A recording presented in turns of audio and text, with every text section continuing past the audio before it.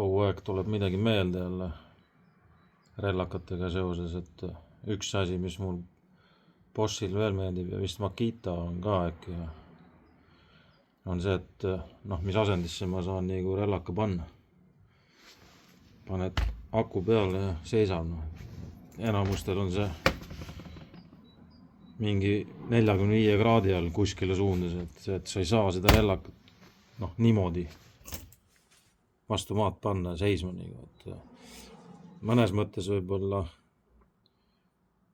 on see ka halb, et võib-olla see ongi teistel tootjatel see mõte, et sa ei saakski teda niimoodi püsti panna.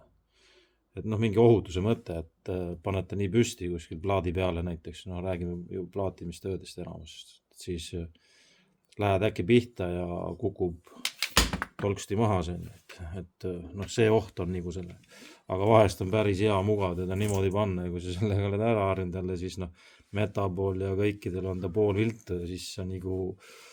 jälle kirud, et miks ei saa panna, aga jah, ohutuse koha pealt ta võib-olla kõige parem ei ole, aga vahest panen ta nii, mitte alati, aga kui